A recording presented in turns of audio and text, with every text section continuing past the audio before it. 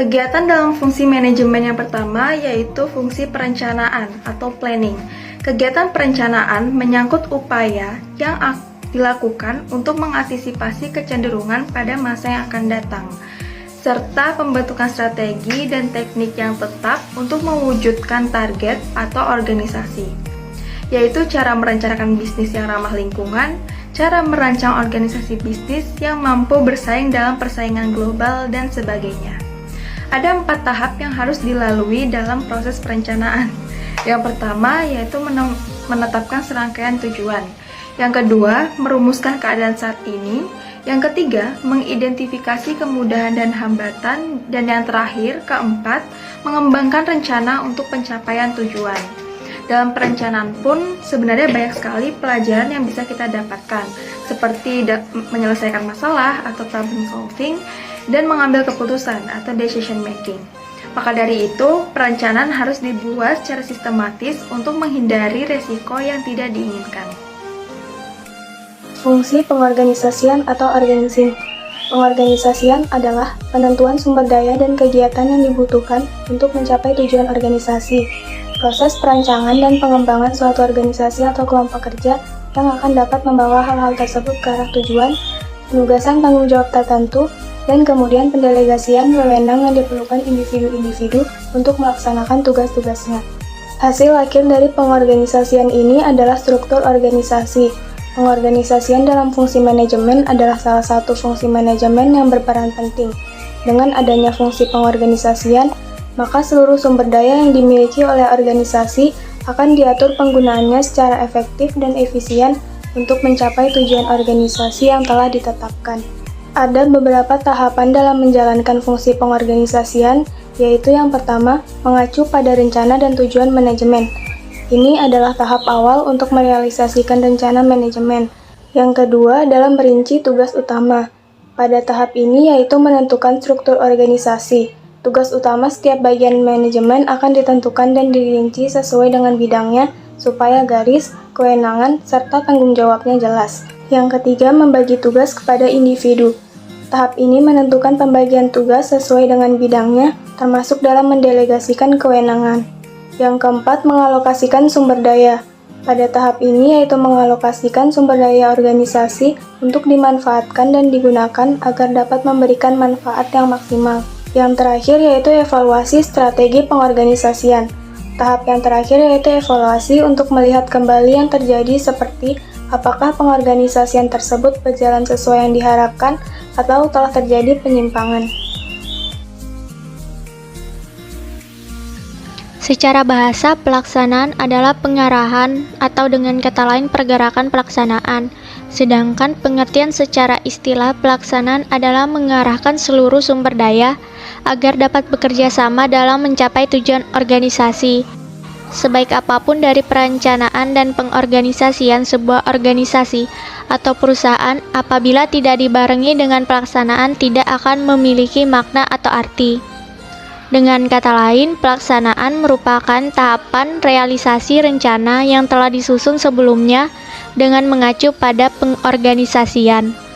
Dalam proses implementasi program agar dapat dijalankan oleh seluruh pihak dalam organisasi, serta proses memotivasi agar semua pihak tersebut dapat menjalankan tanggung jawabnya dengan penuh kesadaran dengan produktivitas yang tinggi. Jadi, saya akan menjelaskan tentang pengawasan. Pengawasan adalah proses yang dilakukan untuk memastikan seluruh rangkaian kegiatan yang telah direncanakan, diorganisasikan, dan diimplementasikan sehingga dapat berjalan sesuai dengan target yang diharapkan, sekalipun sebagai perubahan yang terjadi dalam lingkungan bisnis yang terjadi.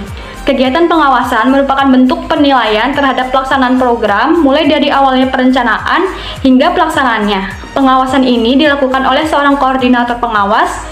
Koordinator ini menggunakan administrasi, yaitu yang pertama, man atau manusia. Dalam ilmu manajemen, faktor man atau manusia menjadi faktor utama dan paling menentukan. Hal ini karena manusialah yang menyusun tujuan dan melakukan semua proses untuk mencapai tujuan tersebut. Jadi, jika tidak ada faktor yang satu ini, maka tujuan perusahaan tidak akan pernah tercapai meskipun faktor lainnya tersedia. Yang kedua, material atau bahan-bahan. Ini merupakan sumber daya usaha yang bisa berbentuk sarana prasarana atau bahan baku yang digunakan oleh perusahaan untuk mencapai tujuan perusahaan. Manfaat perencanaan sumber daya usaha adalah yang pertama, perusahaan bisa memiliki standarisasi bahan, seperti dalam hal ukuran, jumlah, merek, dan jenis bahan baku. Yang kedua, untuk mengetahui pemasok bahan baku yang sesuai dan memiliki harga yang bersaing. Yang ketiga, untuk menghitung harga pokok penjualan yang nantinya dijual oleh perusahaan. Yang ketiga, mesin. Mesin atau teknologi juga dibutuhkan untuk mengubah bahan baku menjadi produk yang siap dijual. Jika perusahaan menggunakan teknologi atau mesin yang menarik, maka perusahaan tersebut bisa bersaing dengan kompetitornya. Oleh karena itu, mesin adalah sumber daya usaha yang krusial dalam proses produksi, khususnya jenis usaha yang membutuhkan alat atau mesin untuk menghasilkan produk yang siap jual. Sebagai contoh sumber daya usaha, jika kita memiliki usaha pembuatan video di YouTube, maka alat yang dibutuhkan adalah kamera, lensa, tripod kamera, dan laptop. Yang keempat, metode atau layanan.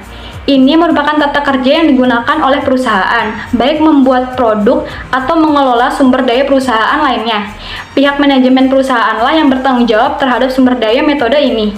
Jika metode kerja yang digunakan sesuai standar, maka pekerjaan bisa berjalan dengan efisien dan efektif. Yang kelima, money sumber dana dan market atau pengguna.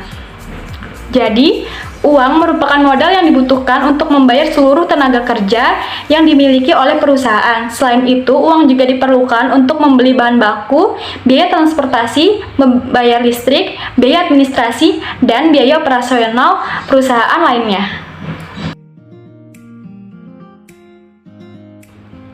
Jadi, saya akan menjawab kasus nomor 1, yaitu hasil identifikasi permasalahan yang dijelaskan pada studi kasus, prinsip pada konsep manajemen apa saja yang berkontribusi sebagai penyebab permasalahan membengkaknya belanja IT di Indonesia.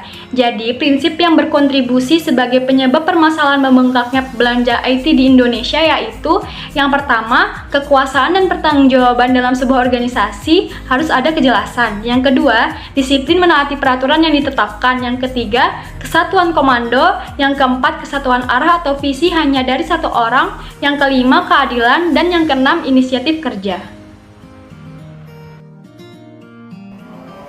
Selanjutnya, studi kasus nomor 2. Menurut kalian, proses pengendalian seperti apa yang tepat sehingga bisa menghindari kejadian serupa di masa mendatang? Jadi menurut kelompok kami, proses pengendalian yang tepat yaitu meningkatkan pengendalian manajemen dalam penyusunan anggaran. Perusahaan harus meminimalisir pengeluaran dan mengoptimalkan teknologi yang ada.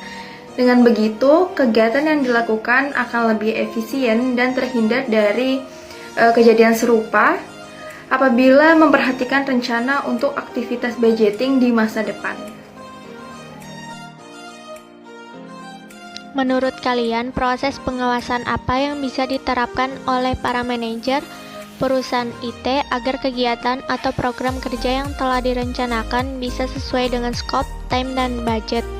Jadi, hasil diskusi dari kami adalah pengawasan yang mungkin bisa diterapkan ialah pengawasan preventif dan represif dari studi kasus tersebut. Alasannya ialah sebelum dimulainya suatu kegiatan dan sesudah kegiatan harus diadakannya pengawasan agar tidak terjadi penyelewengan dan menghindari penggelapan dana oleh oknum nakal. Lalu hal ini tidak membuat kegiatannya memakan waktu yang cukup lama.